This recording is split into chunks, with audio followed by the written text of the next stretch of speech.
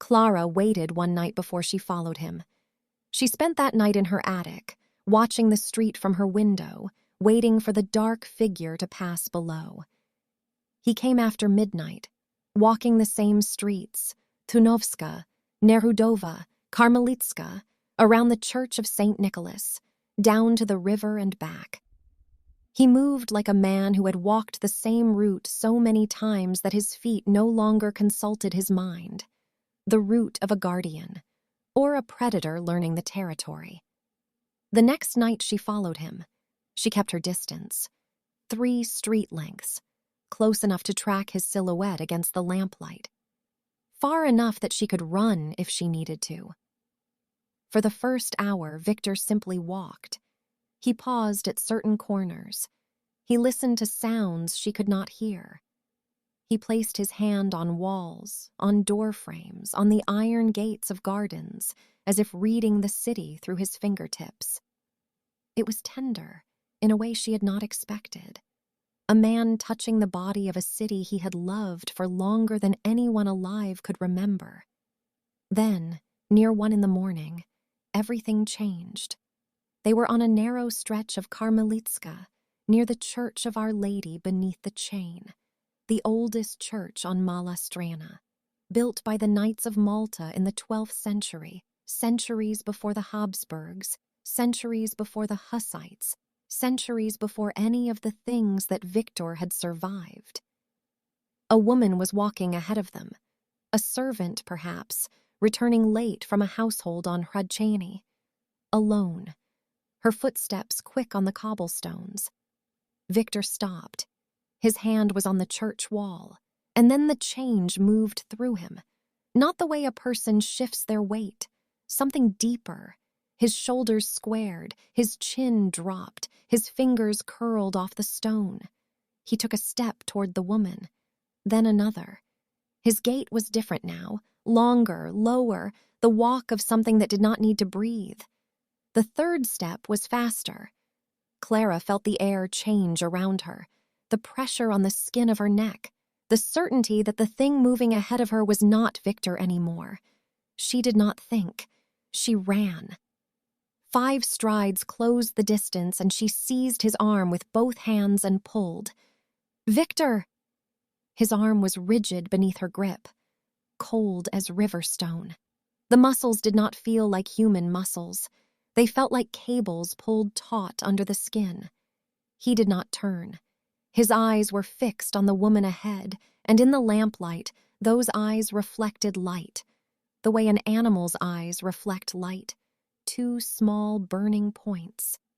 Viktor. Louder now. She dug her fingers into his forearm. She could feel him pulling against her, not with effort, but with the slow, terrible momentum of something that does not know it is being held. The woman ahead turned the corner. Gone. Viktor shuddered. The momentum broke. He stumbled sideways, and Klara stumbled with him because she would not let go of his arm. They hit the wall together. He was shaking. His breathing came in ragged bursts, the breathing of a man surfacing from deep water. "I was going to reach her," he said. His voice was not his voice. It was returning to his voice, syllable by syllable, like a man remembering how to speak his own language. Klara still held his arm. She could feel the cold of him through her coat sleeve. Her heart was hammering. She had watched 3 steps that would have ended in a woman's blood if she had not been there. This was not the muscle tightening on Tunovska Street. This was not Viktor fighting it back against a wall. He had been walking towards her. 3 steps. The 4th would have been a run. "I know," Klara said. She did something that made no sense, something that every reasonable thought in her body told her not to do. She released his arm and placed her hand on his cheek. His skin was ice. The jaw beneath her palm was clenched so hard she could feel the bones shifting. His eyes were still wrong, still reflecting, and up close she could see them flicker. Absorbing, reflecting, absorbing. 2 states, alternating, fighting for the same space. She held her hand there. She did not speak. She did not look away. Something moved beneath his skin, not a muscle, a vibration like a struck bell fading. The flickering slowed, absorbing, reflecting, absorbing, slower, slower. His eyes settled. The light stopped bouncing back. It sank in, the way light sinks into deep water, the way it had always sunk into Viktor's eyes when he was himself. He exhaled, a long, shaking breath that clouded in the cold air. His hand rose and covered hers on his cheek. His fingers were trembling. They stood against the wall of the oldest church on Malá Strana, her hand on his face, his hand over hers, and the night was very quiet. Somewhere a dog barked. Somewhere a clock struck 1. "It has never stopped that fast," Viktor whispered. They walked to the bridge, not by plan, by gravity. Everything between them had begun on these cobblestones, and the bridge pulled them back the way a river pulls everything toward the sea. The fog was thick. The statues of the saints were shapes in the white air. Klara set her lantern on the ground between them. Its light made a small circle of warmth. "I am not going to ask you what you are," Klara said. "I already know. In my paintings there are 2 of you, one who is tired, one who is hungry. The hungry one has blood on its lips. 5 women have disappeared from streets where you walk at night, all on nights when I was not with you. I visited Anezhka. She described the shadow. On Tonovska Street, I watched it surface. Tonight, I watched you take 3 steps toward a woman you would have caught." Viktor said nothing. He stood very still. "I am telling you that I see both of you, and I am still standing here." Silence on the bridge. The fog moved around them like something alive. Somewhere across the river, a church bell struck the 1/4 hour. When Viktor finally spoke, his voice was stripped of the careful control she had heard in every conversation before this one. "I know," he said. "I have always known." He leaned against the railing and looked down at the black water. Klara saw his reflection in the Vltava, and for one moment, the reflection moved differently than the man. The reflection turned its head toward Klara, while Viktor kept his gaze on the river. Its mouth was slightly open. Its eyes caught light that was not in the sky. Then the water rippled, and the reflection was just a reflection again.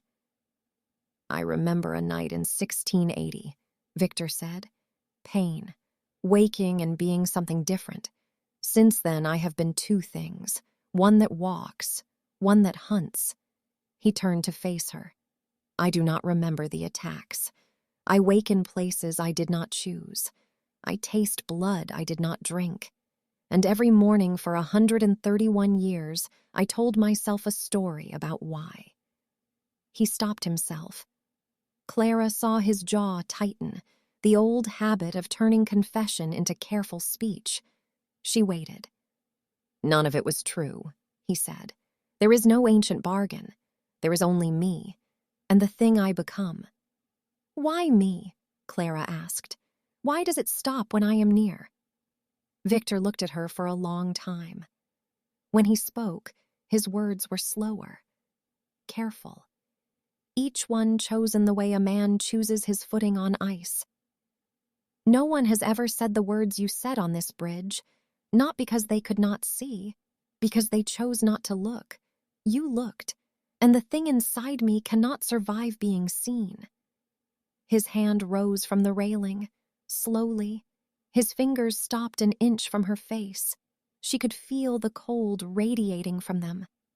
"I wanted to be seen," he said, "even if being seen destroyed me." Klara took his hand and pressed it to her cheek, the way she had on Karmelitska. But this time not in crisis, this time in choice. His fingers were cold. They trembled. He had not touched another person willingly in 18 years. Not since a night in a clockmaker's workshop that he would tell her about, eventually, in a dark gallery surrounded by portraits of the dead. But she did not know that yet. All she knew was that his hand was cold and shaking, and that his face, when she looked at it, showed the expression of a man who has forgotten what touch feels like and has just been reminded. "Tell me everything," she said. "Not tonight, when you're ready, from the beginning. If I tell you everything, you may not be able to look at me the same way. I am already looking at you differently than anyone has ever looked at you. That is the point." Viktor withdrew his hand, gently, not a rejection, a retreat from something too overwhelming to sustain. He stepped back, the fog closed between them like a curtain. "Tomorrow night," he said, "come to the palace. I will tell you everything." He paused. "And after I do, if you want to leave, I will not follow you. I will not appear at Samuel's shop. I will not buy another painting. You will never see me again." "And if I want to stay?" Viktor looked at her. The two halves were visible in his face, the weariness and the hunger, the man and the thing, both of them looking at Klara with an intensity that made the fog feel warm by comparison. "Then we discover what happens when someone like me stops hiding from someone like you." Klara went home and painted. Not Viktor on the bridge, Viktor's hand on her cheek, the cold of his fingers, the tremor, the face of a man remembering what touch meant after a century and a half of forgetting. She painted with a fury she did not recognize. The brush moved and the portrait emerged, and behind Viktor's face, the second figure appeared as it always did. But this time, something was different. The second figure was fainter, less defined. In the previous paintings, it had been sharp, clear, the blood on its lips vivid. This time, the figure was blurred at the edges as if seen through glass. She had touched the man, and the monster had faded. She sat by the window and watched the dawn come over Prague. The rooftops turned gold. The Vltava caught the first light.